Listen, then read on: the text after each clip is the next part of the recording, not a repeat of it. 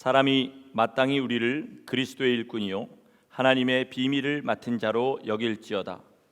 그리고 맡은 자들에게 구할 것은 충성이니라. 너희에게나 다른 사람에게나 판단받는 것이 내게는 매우 작은 일이라. 나도 나를 판단하지 아니하노니 내가 자책할 아무것도 깨닫지 못하나 이로 말미암아 의롭다함을 얻지 못하노라. 다만 나를 심판하실 이는 주시니라. 그러므로 때가 이르기 전 곧 주께서 오시기까지 아무것도 판단하지 말라. 그가 어둠에 감추인 것들을 드러내고 마음의 뜻을 나타내시리니 그때 각 사람에게 하나님으로부터 칭찬이 있으리라. 형제들아, 내가 너희를 위하여 이 일에 나와 아볼로를 들어 본을 보였으니 이는 너희로 하여금 기록된 말씀 밖으로 넘어가지 말라 한 것을 우리에게서 배워 서로 대적하여 교만한 마음을 가지지 말게 하려 함이라. 아멘. 아멘. 오늘부터 몇 주간 구원의 증거라는 제목을 가지고 말씀을 나누겠습니다. 그러나 우리가 구원의 증거를 논하기에 앞서서 우리가 꼭 알아야 될 것이 있습니다. 그것은 뭐냐면 온전한 구원을 이루기 위해서는 우리 마지막에 하나님의 두려운 심판대 앞을 반드시 거쳐야 한다는 사실입니다. 성경을 통해서 하나님께서 어떤 분이신지를 깊이 묵상하면서 또 이 시대의 교회와 성도들을 보고 그리고 제 안에 있는 저의 죄성들을 바라보게 되면서 날마다 더 깊이 그리고 더 아프게 깨닫게 되는 것이 있는데, 그것은 뭐냐면 우리 거의 모두가 하나님을 경외하는 것을 잃어버렸다는 것입니다. 아니 어쩌면 처음부터 그것이 우리 안에 없었는지도 모르겠습니다. 우리 중에 아무도 실제 주님의 모습을 본 사람은 없습니다. 각자의 마음에 또 꿈에서 본 주님, 환상에서 본 주님, 그런 것들이 그려져 있을지는 모르지만 실제로 주님의 모습을 본 사람은 아무도 없습니다. 이 시간에 제가 하나님의 말씀을 바탕으로 여러분 앞에 분명하게 선포할 수 있는 것이 있는데, 여러분 안에 어떤 주님의 모습을 그리고 있던지 간에 그 심판대 앞에서 보게 될 주님의 모습은 여러분의 상상을 완전히 뛰어넘는 위엄과 권세와 그리고 사랑으로 가득 찬 그런 모습일 거라는 것입니다. 주님께서 잡히시던 저녁에 유월절 만찬에서 주님의 품을 의지하고 누워있던 제자가 있었습니다. 누구죠? 사도 요한입니다. 요한이 그 삶을 주님 앞에 다 드리고 정말로 80이 넘어서 요한계시록을 쓰던 그 반모섬에서 주님을 만났을 때, 충성된 종으로 그렇게 일평생을 살아가고 주님 앞에 그렇게 서게 되었을 때 요한이 어떻게 했습니까? 제가 계시록의 말씀 그대로 읽어드리겠습니다. 내가 볼 때 그의 발 앞에 엎드려져 죽은 자 같이 되매. 일평생을 주님 앞에 헌신한, 이미 끓는 가마솥에 들어갔다 나오게 된 이 요한이 주님 앞에 어떻게 되었습니까? 엎드려져서 죽은 자 같이 되었습니다. 여러분 마음속에 오늘 그 무엇보다도 깊숙이 새겨 넣으시기 바랍니다. 하나님은 우리의 온 삶을 바쳐서 두려워하고 존경해야 될 분이십니다. 그의 크고 두려운 날이 임하기 전에 우리가 가장 먼저 회복하거나 가져야 할 것은 뭐냐면 하나님을 두려워하고 존경하는 경외의 마음인 줄 믿으시기 바랍니다. 유대교에 여러 분파들이 있습니다. 여러분 잘 아시는 바리새파, 사두개파 이런 것들이 있는데 거기에 에세네파라는 그런 파가 있습니다. 이들은 광야에 살면서, 광야의 동굴에 살면서 철저하게 금욕적으로 살면서 기도하고 말씀을 묵상하던 그런 사람들이었습니다. 이들이 주로 하던 것이 무엇이었냐면 하루 종일 성경을 필사하는 것이었어요. 성경을 필사하는 것. 1947년에 이스라엘에서 기독교의 어떤 역사적인 사건이 하나 일어나게 되는데, 그게 뭐냐면 쿰란이라는 지역의 동굴에서 구약의 엄청난 사본들이 쏟아져 나온 그런 사건입니다. 그래서 여러분 쿰란 사본이라고 들어보신 분들은 들어보셨을 겁니다. 이게 누가 쓴 거냐? 바로 이 에세네 학파들이 쓴 것입니다. 이들이 거주하는 동굴을 보면요, 동굴마다 반드시 있는 것이 하나가 있는데 그게 뭐냐면 목욕 시설이었습니다. 뭐 한 두어 평 되는 꽤 크죠. 그런데다가 물이 이렇게 거기를 받아가지고 목욕할 수 있도록 만든 시설인데 이게 뭘 위해서 쓰여졌냐면 이들이 성경을 필사하다가 주의 이름이 나오게 되면 그 목욕탕에 들어가서 몸을 한번 씻고 주님 앞에 절하고 그리고 그 이름을 썼습니다. 물론 이것이 외식이 될 수도 있습니다. 그러나 분명한 것은 그들은 하나님의 이름을 경히 여기지 않았다는 사실입니다. 우리도 하나님의 이름과 주님의 역사를 말할 때 그런 가서 목욕하고 그리고 하나님의 이름을 말하진 않다 할지라도 정말로 그런 경외심과 하나님을 향한 그런 마음들이 우러나서 정말로 진지하게 주님에 대해 말하고 주님을 증거하고 주님께 예배할 수 있는 그런 진짜 성도들 되시기를 예수 이름으로 간절히 부탁드립니다. 오늘 설교는 앞으로 몇 주간 다룰 내용의 그런 서론과 같은 것입니다. 두 가지를 먼저 전제하겠습니다. 첫째로 구원은 받기도 하는 것이지만 이루어야 한다는 것입니다. 구원에 관한 가장 큰 착각은 뭐냐면 구원을 받았다는 데서 결론이 나버리는 겁니다. 구원은 받기도 하지만 구원이라는 과정, 성령님의 손을 붙잡고 그 좁은 길을 걸어가고 십자가를 지고 걸어가는 과정이 분명히 있어야 됩니다. 그래야 구원을 이룰 수가 있습니다.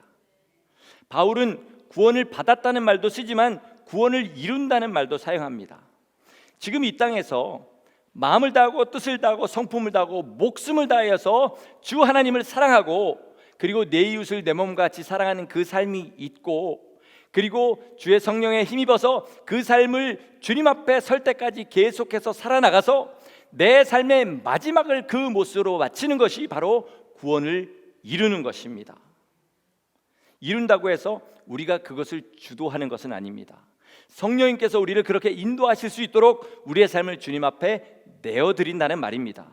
그래야 우리의 삶의 구원이 이루어진다는 거죠. 누가 뭐래도 나는 구원을 받았다 이렇게 끝까지 주장하실 만한 분이 계시라면 한번 잘 들어보시기 바랍니다. 사람의 본성은요 정말로 소중한 것이 있으면 그것이 이루기까지 안심하지 않습니다. 그렇죠? 제가 얼마 전에 어떤 분이 아주 재미있게 비즈니스 하던 얘기를 들었습니다. 이분은 어떤 비즈니스를 했느냐, 동남아 아시아 쪽에서 식재료, 화학품, 그거를 먹을 수 있는 화학품 있지 않습니까? 그거를 수입해 가지고 들여와서 여기 있는 그런 회사들에게 보급하는 그런 일을 했습니다. 그런데 큰 회사가 아님에도 불구하고 자그마치 당시에 세계 제1위 브랜드 기업이었던 코카콜라에 납품할 수 있는 그런 기회를 잡게 되었습니다. 이분 말이 이래요. 그거를 사인하는 그 순간까지 잠을 제대로 잘 수가 없었다. 그 규모가 얼마 정도였냐면 3년만 하고 나면 일평생 그냥 아무 일도 안 하고 먹고 살아도 될 만큼의 그런 규모였다고 합니다. 그러니까 사인할 때까지 잠을 제대로 잘 수가 없었다고 그래요. 그리고 그걸 사인을 하는데 진짜로 손이 덜덜덜덜 떨리더랍니다. 그리고 사인한 다음에 그 일을 하는 동안에 노심초사, 혹시라도 잘못돼서 이 공급에 차질이 생기면 자기는 계약을 불이행한 게 되니까 노심초사하면서 그렇게 비즈니스를 했다 이렇게 얘기하는 걸 들었습니다. 혹시 여러분 중에 이 말 들으면서 그 사람 참 별나네 이렇게 생각하시는 분 계십니까? 우리 같아도 다 그랬겠지 않습니까 여러분? 3년만 그냥 잘하고 나면 평생 먹고 살 만한 그런 큰 돈을 만지게 되는데 거기에 대해서 이루기까지 안심할 사람이 어디 있겠냐는 거죠. 이게 인간의 본성입니다. 근데 우리는 지금 뭐에 대해서 얘기하고 있죠?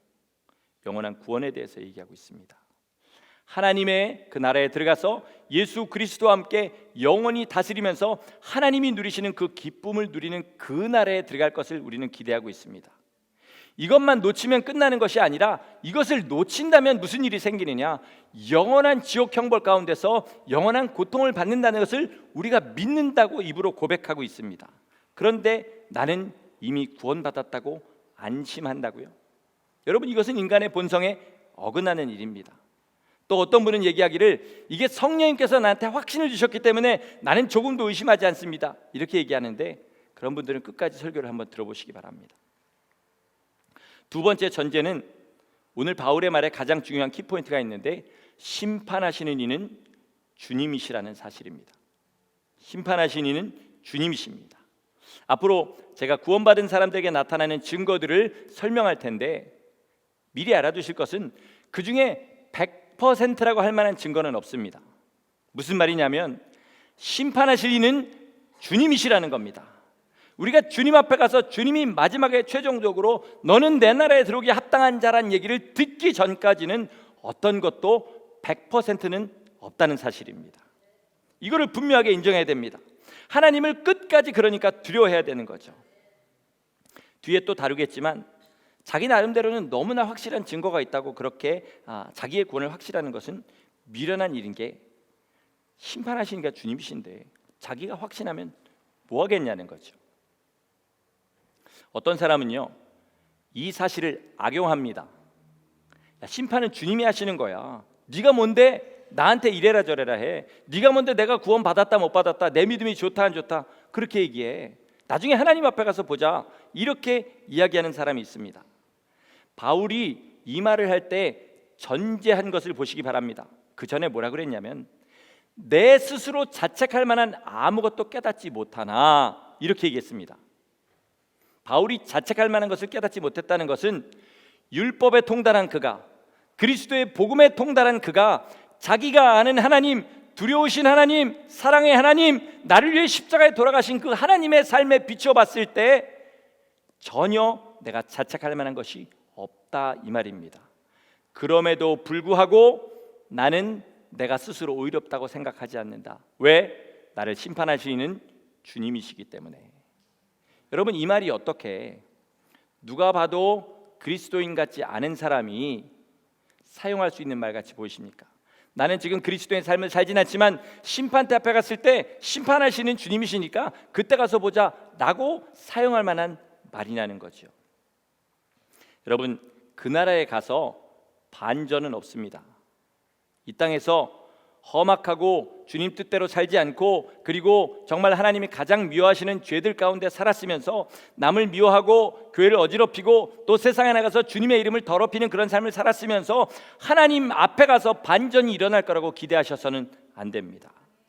지금 회개할 수 있을 때 내 삶을 회개하고 나가시기를 예수 이름으로 축원합니다. 아멘. 여러분, 구원의 증거라는 이 제목은요, 분명히 많은 사람의 관심을 끌 수 있을 겁니다. 왜 그러냐면 누구나 다 천국에는 가고 싶기 때문에 그렇습니다.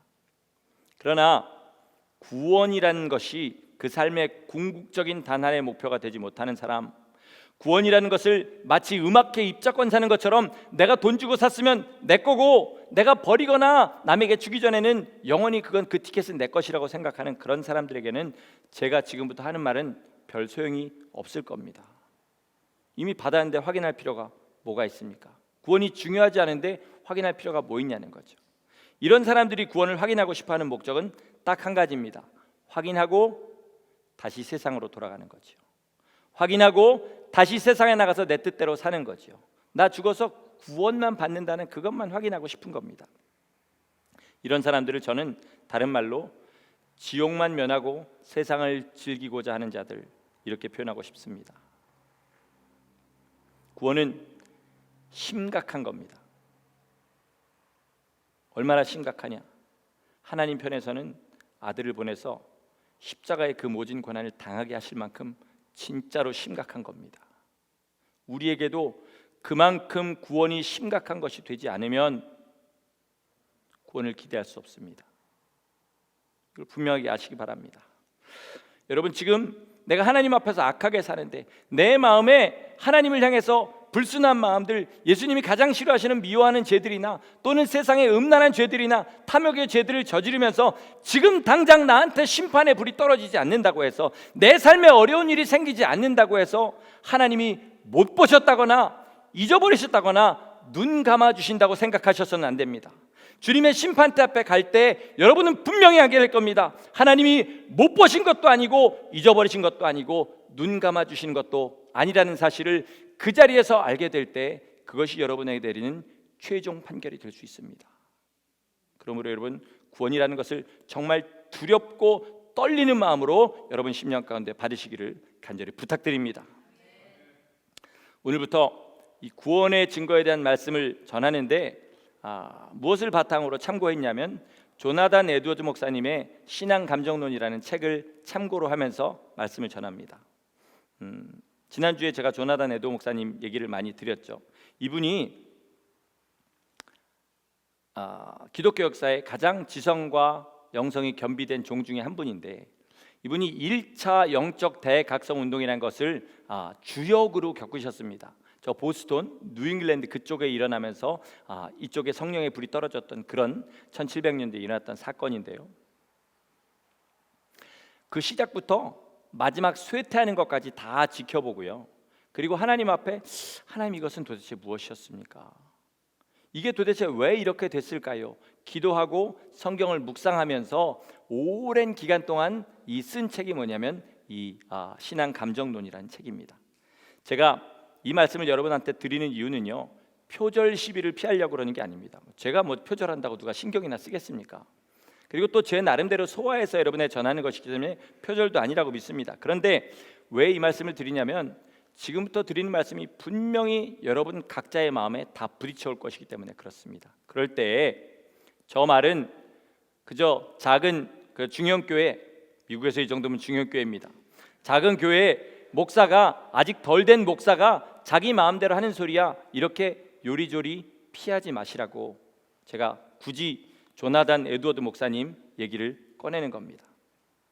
구원의 증거를 작은 것과 큰 걸로 구별합니다. 작은 것은 뭐냐면 믿는 사람에게 나타나기도 하지만 그러나 믿지 않는 사람에게도 얼마든지 나타날 수 있는, 그러니까 구원의 증거가 될 수도 있고 안 될 수도 있는 그런 것들을 작은 증거다 이렇게 얘기하고요.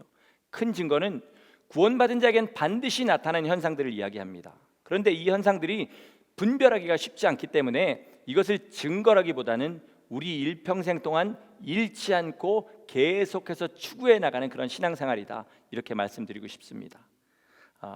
이미 설교 시간의 절반 정도가 지난 것 같습니다. 그래서 오늘은 작은 증거 2가지 그리고 큰 증거 1가지를 여러분에게 말씀드리고 말씀을 마치겠습니다. 첫 번째 작은 증거는 뭐냐면 강렬한 감정입니다. 강렬한 감정. 하나님의 성령이 우리 가운데 책망하셔가지고 우리가 회개하게 될 때요, 우리의 심령에는 어떤 감정이 생깁니까? 부끄러운 감정, 비통한 감정이 생기게 됩니다. 또 주님의 십자가에 떨어진 보혈이 우리의 죄를 씻는 것을 성령께서 알게 하시거나, 그리고 우리에게 천국의 소망이 너무나 밝히 보이는 그때는 어떤 감정이 우리 가운데 일어납니까? 기쁜 감정, 소망의 감정이 일어납니다. 이 비통한 감정은 정말 어떤 때에는 사람으로 하여금 땅바닥을 치고 떼굴떼굴 굴리면서 울고 몇 시간을 울어도 눈물이 그치지 않을 만큼 그렇게 역사하기도 하고요. 이 기쁨의 감정은 그 기쁨을 이기지 못해서 막 덩실덩실 춤을 추게 할 만큼, 그리고 막 기쁨으로 비명 같은 환호성을 지르게 할 만큼 그렇게 기쁘게도 합니다. 1차 영적 대각성 운동 때에요, 많은 성도들에게 이런 현상이 나타났었습니다. 문제는 무엇이냐? 그게 그렇게 보기에 아름답지만은 않았다는 것이고요. 더 큰 문제는 무엇이냐? 이 영적 대각성 운동의 부흥이 사그러지게 하고 교회를 어렵게 한 사람들의 대부분이 이런 증상을 보였던 사람들이라는 겁니다. 그래서 대각성 운동이 끝난, 부흥이 사그러진 이후에 일부 신학자들은 감정의 이 소용돌이를 아예 사단의 역사다 이렇게 또 규정해버리는 그런 웃지 못할 일도 생기게 되었습니다. 여러분, 주님이 역사하시면 우리 안에 슬픔과 기쁨과 소망의 이런 감정들이 일어납니다. 그렇죠? 그러나 이 감정들이 이것이 성령님의 역사고 구원의 역사라고 그렇게 증거할 만한 증거는 되지 못한다는 사실입니다. 강렬한 감정을 다 성령님의 역사라 이렇게 기준 삼는 것은 누가 기준입니까? 내 감정이 기준이 되는 거예요. 자, 동시에요, 십자가를 바라보거나 내 죄를 알게 되거나 주님이 내 죄를 씻으시는 그런 것을 느낄 때 아무런 감정이 생기지 않는다는 것도, 이것도 분명히 잘못된 이야기입니다. 그러니까 1차 영적 대각성 운동 때에 이것을 사단의 역사라고 얘기하던 사람들의 대부분이요, 전혀 주님을 대할 때 이런 감정이 없던 사람들이었고, 나중에 이 사람들이 자유주의 신학, 율법주의 신학 이런 것들의, 민중신학 이런 것들의 어떤 앞선 사람이 되었습니다. 우리의 삶에다 이것을 한번 적용해 보겠습니다. 제가 성도님들하고 이렇게 대화를 해보면요, 굉장히 성령님의 역사가 강했습니다. 뭐가 증거입니까? 내가 울었어요. 내가 깔깔거리고 웃었어요. 내가 땅바닥을 뒹굴면서 회개했어요. 이것이 성령님의 역사라는 증거로 삼는 분들이 많습니다. 물론 얼마든지 성령님이 역사할 수 있습니다. 그런데요, 신천지 집회에 가보시기 바랍니다. 통일교 옛날 그 박태선 장로가 하던 신앙촌 집회 같은 데 한번 가보시기 바랍니다. 거기서도 똑같이 웃고 울고 뒹굴고 다 합니다. 예수님을 보고 웃고 우는 사람들이나 박태선, 이만희, 문선명 같은 사람 보고 웃고 우는 사람이나 겉모양이나 그들이 느끼는 감정의 슬픔, 고통, 기쁨 이런 것은 별로 그렇게 차이가 나지 않는다는 겁니다. 제 이야기는 뭐냐? 감정을 경계하시라는 말이 아니고요, 분명히 하나님 주시는 이런 신령한 감정들을 사모하되 그것이 내가 구원받은 증거, 그것이 지금 성령님이 나와 함께 하시는 증거, 이렇게 이야기하셔서는 안 된다는 겁니다. 여러분, 항상 겸손하게 오직 성령님이 내 주인 되 주시옵소서. 그러면 내가 웃기도 하고 울기도 하고 땅바닥을 뒹굴기도 하고 펄쩍펄쩍 뛰기도 하겠나이다. 이렇게 주님 앞에 나가시기를 부탁드립니다. 같은 맥락에서 두 번째 작은 증거는 뭐냐면 소위 구원의 확신이라고 불리는 이것들입니다. 저나 우리 교회 오시는 많은 훌륭한 목사님들이 그 설교의 주된 내용 중에 하나가 뭐냐면 잘못된 구원의 확신들을 깨버리세요, 이런 얘기들을 많이 하십니다. 느끼신 분이 얼마나 계신지는 잘 모르겠습니다만, 그런데도 그 확신이 얼마나 확실한지 자기한테는 그 얘기가 해당되지 않는다고 자기 확신을 가지고 그렇게 사시는 분들이 아직도 많이 있습니다.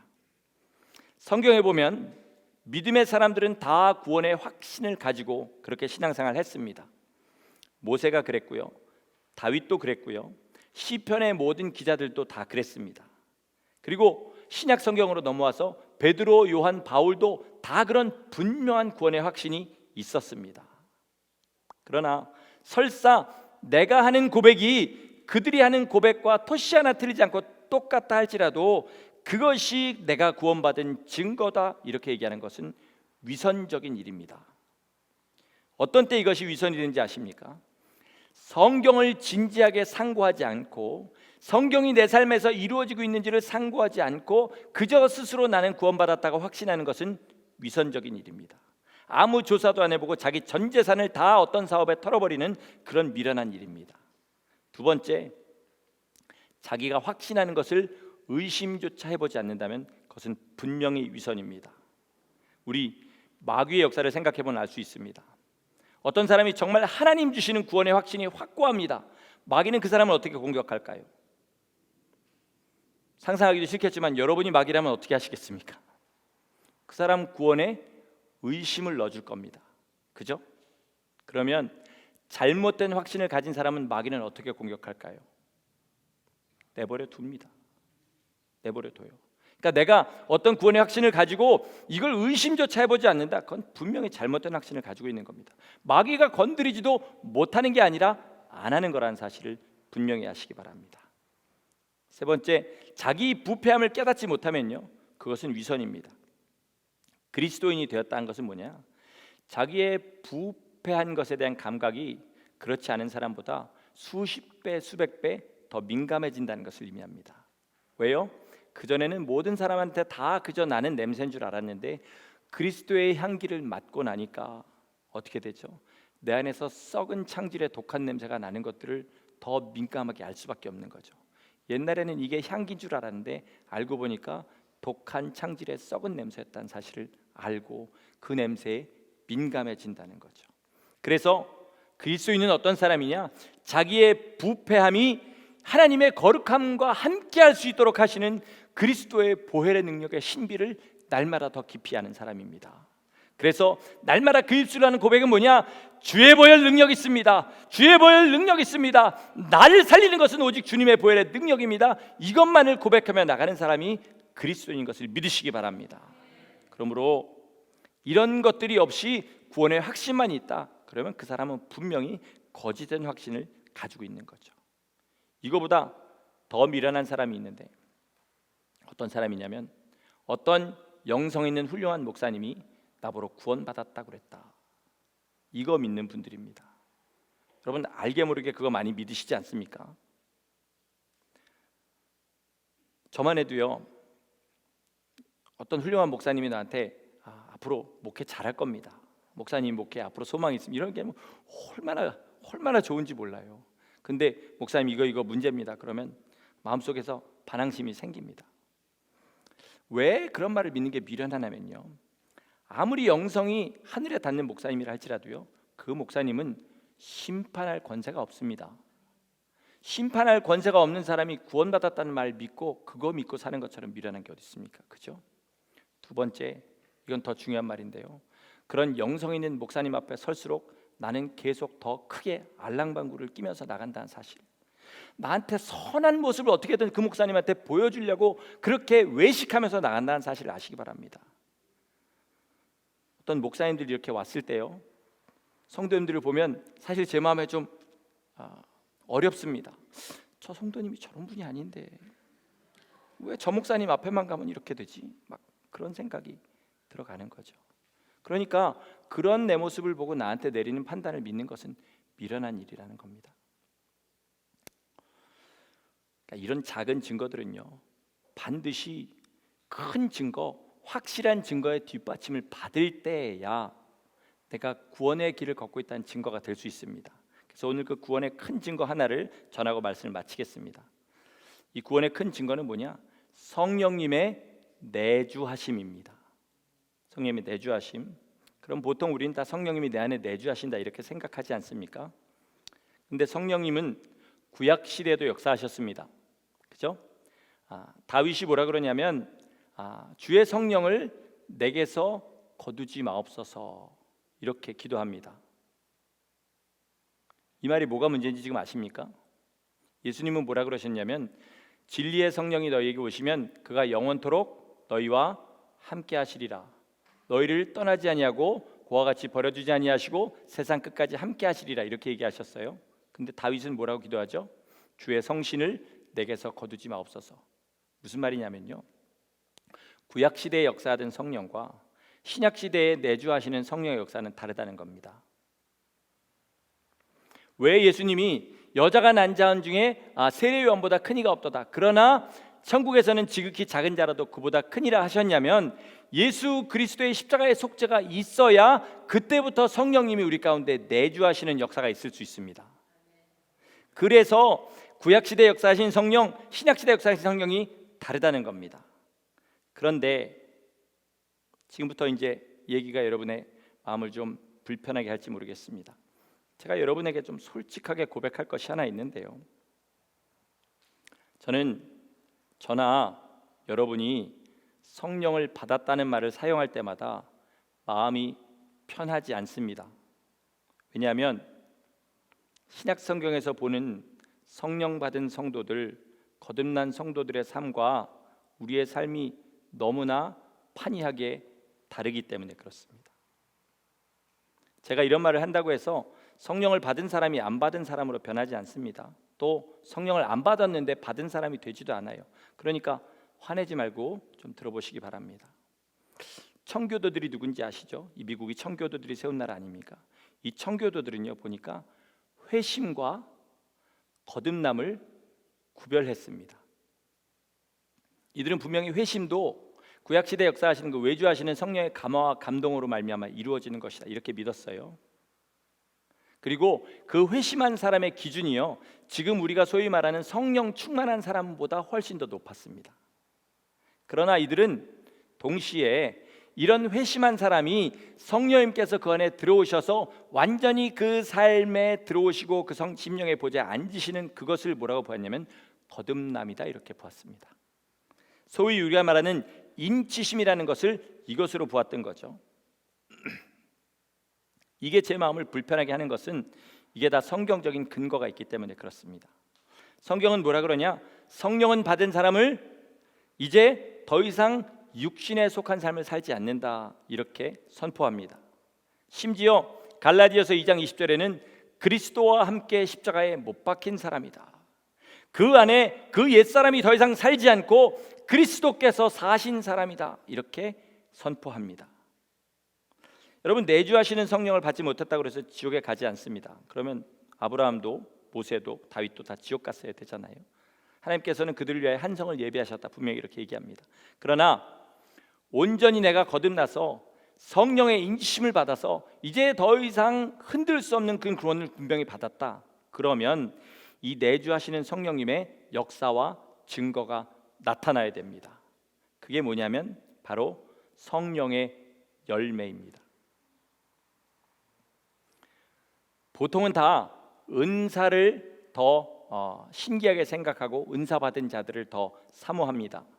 왜냐하면 믿음이 없으니까 뭔가 하나님의 신기한 역사가 일어나는 걸 보고 싶은 거죠.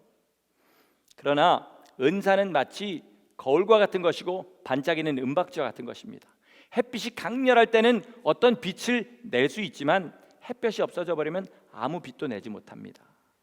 성령의 열매는 무엇과 같냐? 반딧불처럼 그렇게 스스로 빛을 발하는 그런 것으로 시작하게 됩니다. 그래서 점점 더 밝은 빛을 내게 되는 거죠. 그러니까 은사는 성령님의 열매가 없는 사람에게 나타나는 은사는 제가 얼마 전에도 설교 때 한번 얘기한 것 같은데 기독교에게는 오히려 재앙이 된다는 사실을 아시기 바랍니다. 자, 성령 열매의 특징은 정확하게 이겁니다.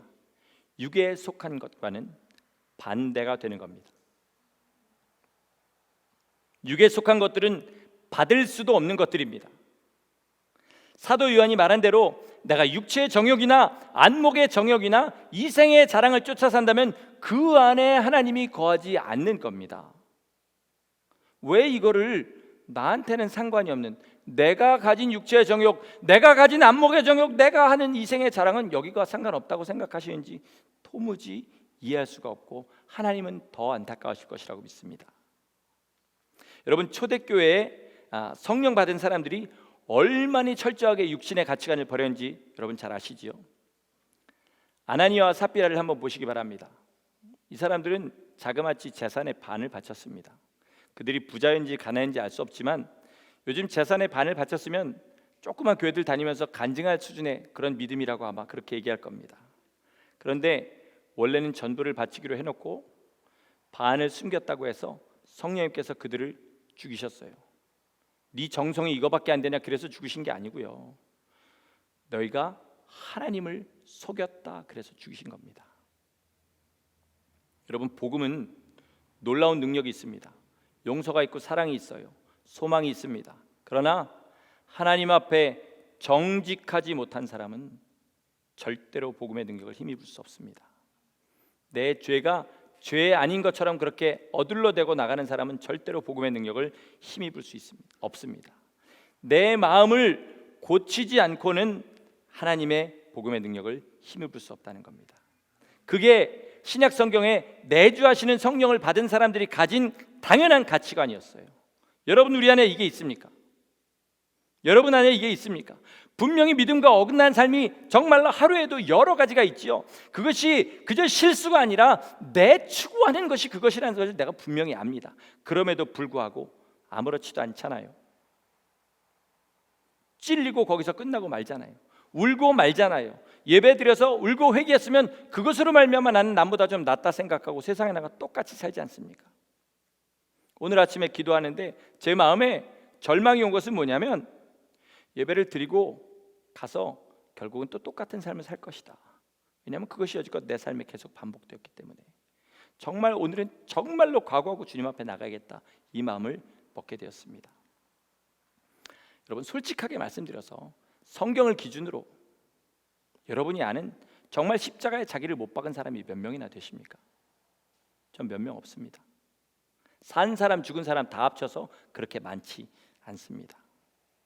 각자의 삶에서 그런 십자가에 못 박은 것처럼 보이는 순간들이 나타나는 사람들은 있어요. 그러나 그 사람의 일생이 그런 것으로 채워진 사람은 저는 별로 못 봤다는 겁니다. 여러분, 못 박혔다는 말은 뭐냐면 힘을 쓸 수 없다는 말입니다. 예수님이 십자가에 달리셨을 때 간신히 말씀을 몇 마디 하셨습니까? 십자가상의 7원 7마디 하셨습니다. 그런 것처럼 내가 진짜 십자가에 못 박힌 사람이라면 어쩌다가 내 삶에서 그런 옛사람의 모습이 나올 수는 있다 할지라도 수시로, 아니 삶의 거의 모든 순간을 십자가에서 튀어나와서 뛰어내려서 사는 것 같은 그런 삶이 가득 찬 사람을 어떻게 십자가에 못 박힌 사람이다 이렇게 얘기하겠는 거죠. 이런 사람이 내 안에서 성령님이 임하고 계십니다 라고 얘기하는 것이 저한테는 너무 불편한 거고, 제가 어쩌다가 그 말을 할 때는 제 스스로가 너무 부끄러운 겁니다. 만약에 그게 사실이라면, 정말 그런 사람의 심령에 성령님이 거하는 게 사실이라면 그 사람은 날마다 죽는 사람이 아니라 날마다 예수님을 다시 십자가에 못 박는 사람일 겁니다. 제가 저나 여러분이 성령을 받은 것 같지 않다고 하는 것과 우리의 이 열매 없는 삶이 성령 받은 자의 삶이라고 하는 것과 어떤 것이 더 불신이고 어떤 것이 더 성령님을 모욕하는 것이겠습니까? 여러분 깊이 생각하시기 바랍니다. 구원받은 확실한 증거는 뭐냐면 성령님이 내 안에 내주하시는 겁니다. 성령님이 내 안에 내주하시는 것은 성령의 열매인데 그걸 한마디로 표현하면 뭐냐? 예수 그리스도의 삶을 사는 겁니다. 아마 많은 분들이 내가 그 삶을 어떻게 살아? 말도 안 돼. 그건 성령님이 원하시는 게 아니야 라고 얘기하실지 모르겠습니다. 저도 그렇게 생각합니다. 제 주제를 생각하면 그렇게 생각할 수밖에 없습니다. 그러나 성경은 뭐라고 선포하시느냐? 예수 그리스도께서는 뭐라고 선포하시냐? 사람으로 할 수 없는 것을 하나님은 하신다. 사람으로 할 수 없는 것은 하나님을 하신다. 이것이 복음의 능력인 줄 믿으시기 바랍니다. 성령님이 내 안에 들어오셔서 나로서는 도저히 할 수 없는 그 삶을 살게 하시는 것이 뭐냐면 성령님이 내 안에 내주하신다는 증거입니다. 제가 구원의 증거라는 주제로 설교를 하기로 작정한 것은 우리 잘 가고 있으니까 잘해보자라는 격려의 목적이 아닙니다. 절대로 그렇지 않습니다. 이 모래 위에, 이 세대의 잘못된 신앙관 위에 그저 겉모양이 생기가 아름다운 그런 집을 지으려고 우리가 하는 것은 아닌가 다시 한번 깊이 생각해 보자는 겁니다. 한 1, 2년 전쯤에 제가 보기에 큰 믿음이 있다고 여겨지는 그런 분이 나 정말로 거듭난 거 맞는지 모르겠어요. 나 정말 거듭난지 모르겠습니다 라고 심각하게 고민하는 그런 모습을 본 적이 있습니다. 여러분, 우리가 정말로 우리의 내주하시는 성령께서 내 삶에 역사하시고 그분께 순종하느라고 내가 정말 거듭났는지를 생각할 여유도 없을 정도가 될 때까지 내가 정말 거듭난 사람인지 내 안에 정말로 성령님이 내주하시고 있는지 이것을 고민하시기를 간절히 부탁드립니다. 이것은 절대로 여러분을 낮은 사람을 만들거나 손해를 끼치는 일은 없을 겁니다. 오히려 주님 안에서 더 주님 뜻대로 사는 사람이 되겠죠. 여러분, 진짜 거듭난 사람 120명이요 예루살렘과 온 유대와 사마리아와 땅끝을 뒤집어 놓았습니다. 이 마지막 때에 우리 이 모인 무리라도 정말로 성령님이 내주하시고 거듭나는 사람이 된다면 이 마지막 어두운 때에 빛이 되고 이 마지막 때 하나님의 말씀의 선포가 되고 주님의 뜻을 이루게 하는 그런 믿음의 용사들이 될 줄을 믿습니다. 한 사람 한 사람이 다 이런 믿음 가지고 거듭나시고 내주하시는 성령님의 지배받는 삶을 사시기를 예수 이름으로 간절히 축원합니다. 아멘. 기도하시겠습니다.